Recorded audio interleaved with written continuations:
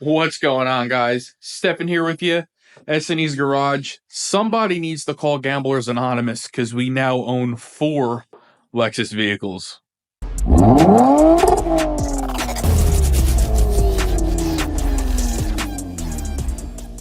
So what you see here is our latest purchase. This is a Grandma Edition 2008 Lexus ES350. And when I say Grandma Edition, I mean it is champagne beige. You would see these rolling up a line in the streets at your local retirement villages back in 2008. All the old people had them, and now they are at the point where they are at their second, third, and fourth owners, and they're actually starting to become in a state of disrepair, which is exactly what this vehicle is here. So let's go ahead, let's check it out. So we paid wholesale pricing for this thing, and you're going to see why just in a couple of minutes when we go ahead and get it up in the air. But what I want you to look at here is if we look at this thing from here, it actually presents itself beautifully. This body is in very, very nice shape for the age. You'll see we have a nice chrome billet grill here, which is period correct for 2008. We do have a little bumper clip damage going on there. Super common with these plastic bumpers, especially they get bumped into once or twice, those clips break. Like I said, super common. But if we sight this thing down the side, you'll see the body is nice and straight. The paint, for the most part, is in very nice shape, minus this spot right here on the deck lid. We might sand this down and try to clear it, see if it comes back. Back bumper here is in very nice shape. And then if we sight the passenger side down, the side, it also appears to be in very nice shape, and then we'll wrap around back up front here and complete our walk around. So I was actually not looking for this car. It just kind of fell in our lap. I got a phone call from a dealer buddy of mine. He said, "Hey, we just took this in on a trade. Do you want it? Here's what we got into it, and here's what we want for it." And for the price that it was offered to me, I couldn't say no. So with that being said, I'm not entirely sure what direction we're going to go with this thing yet. For what I have in it, I could sell it right now as it sits, obviously disclosing the issues that it has to the next buyer, and I could stand to make a pretty penny without having to touch it. Now, if we fix everything that we're going to show you that this thing needs in the coming clips, I stand to make quite a bit more, but it's going to take a bit more time, a bit more effort, and that time and effort could be going into rebuilding this Mazda engine for our CX-5 that is sitting outside. So I'm really not sure which way we're going to go yet, but let's go ahead, let's crack the door open here, and let's take a look inside. So the first thing you're going to see here is this person I guess they just didn't care about this thing anymore. You'll see the interior is pretty dirty. It does need a very, very good cleaning. You'll see this driver's side seat bottom looks like a pit bull got a hold of it and used it as a chew toy. So if we do decide to make this thing present and look really nice, we are going to have to replace this. Not a huge deal. We've done that before on the channel with an Acura that we had. But if you look at these door cards, they are in beautiful shape. This dashboard is not cracked or melted yet. It is a little tacky, but that is kind of common with these. That's one thing I looked at. I saw the dash wasn't cracked, and that was a huge plus here. You'll see it does not have the navigation, but it does have the automatic climate control, which we are having an issue with. If we start this up, let me just show you here, and we try to turn the air conditioning on, you'll see the AC light is going to begin blinking. And our AC clutch is not engaging. So there is something going on here with the HVAC that we're going to dig into, again, if we decide to fix all the issues this has. We do have a warning light on for a brake light or a tail light being out. Let me just turn this off here so it's not blowing in our face. Where the hell is the off button? Off button, there you are.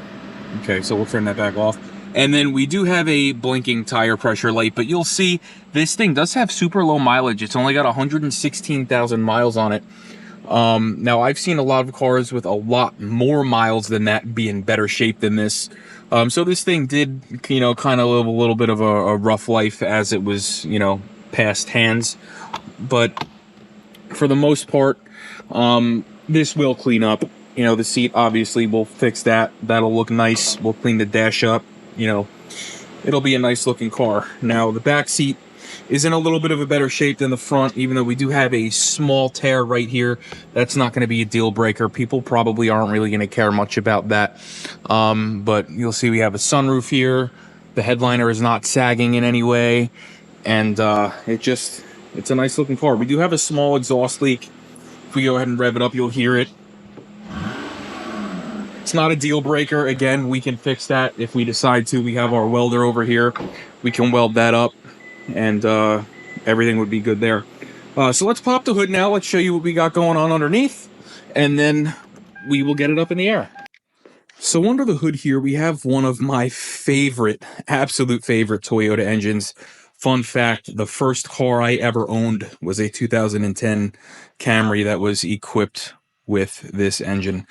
And it's honestly, it's one of my favorite engines, like I said, that Toyota has ever made. 2GR-FE, 3.5 liter V6, makes right around 270, 280 horsepower, depending on what it was in. And they just run forever. They make great power. They sound good, and they get good fuel economy. And it is mated to the 6-speed automatic, the U660E, which again, very reliable unit. So this car is very young as far as mileage are concerned, and whoever does end up with this car is going to end up with a car that has great bones and will quite literally run forever with the correct maintenance. So let's go ahead now. Let's get it set up on the lift. Let's go up in the air, and let's check her out. All right, guys, so let's go ahead. We're going to start up here at the front, and we'll work our way back. Now, the first thing I like to look at when I am looking at a car to purchase is the tires. The condition of the tires and the way that they are wearing will tell you a lot about the condition of the front suspension. So you'll see these tires here. This front tire is pretty heavily worn here on the inner edge. And then if we come over here and look at this tire, this one's not as bad, but it is not far behind it. Now, if we go ahead and grab this wheel here and give it a shake, you're going to see that we do have some movement here.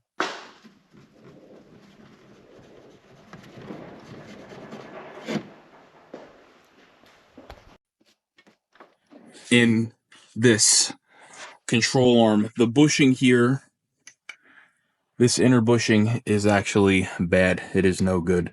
And what is happening there is it is causing this inner tire to toe out, and it's making it wear. So we are definitely, that is a safety issue. We are going to have to replace that control arm if we decide to move forward and fix this car to resell. Unless, like I said, if we sell it as is, we're not going to do anything with it. But if we're going to try to get top dollar, we are going to have to deal with that. Let me just go ahead and grab this pry bar and show you a little bit better here. If I can get this, you can see the play in it. But with that being said, that is our first issue. Second issue is it looks like somebody at some point put axles in this thing, and the axle seals are actively seeping. So you'll see there's a little bit of seepage here. Bottom of the trans is a little bit wet. So we're going to clean this off and top off the trans fluid. Make sure, you know, the trans is full. And then we're going to drive it around a little bit, inspect it, and see, you know, what else happens, if anything. But that's what that's looking like to me. That's looking like, you know, axle seals are leaking. Not the end of the world. I've definitely seen worse. But the rest of the front suspension is in nice shape. You'll see the boots here on the axles are not, you know, in terrible shape. The exhaust, you know, I've seen better. But again, this is a used car. We're not going to go ahead and replace the whole exhaust. You know, it's not leaking right now. And then if we go ahead and move back, everything back here looks to be in nice shape. The exhaust back here is actually pretty clean. And then we don't have any leaking struts or anything like that back here. And the brakes are actually in beautiful shape as well. One thing you need to learn when you're flipping cars is if you make every single car that you are selling absolutely perfect, you're not going to make any money.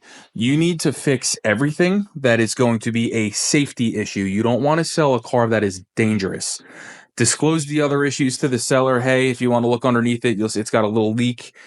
People understand that they're buying a 20-year-old car. They're not buying a 2-year-old car.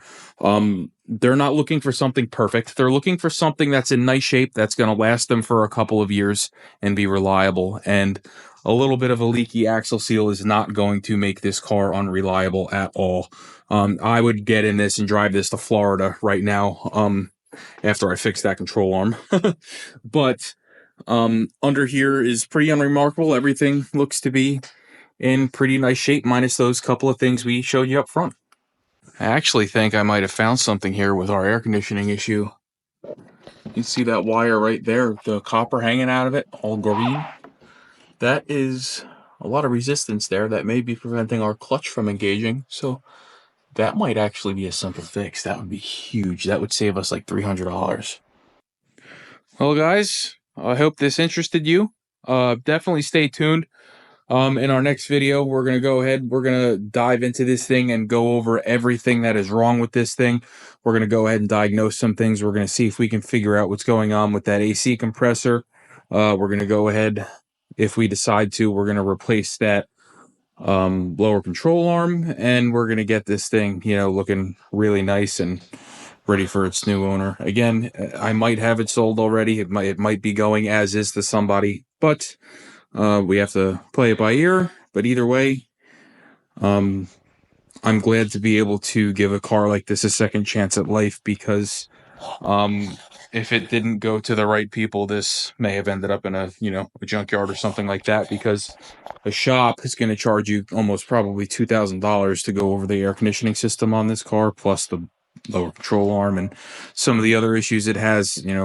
Not everybody is going to want to fix something like this. This is probably why we have it. The last owner dumped it because they were done putting money into it, but we are not. So if this video interested you, please like, share, and subscribe. Stay tuned for more content on this Lexus ES350, and we'll see you guys next time.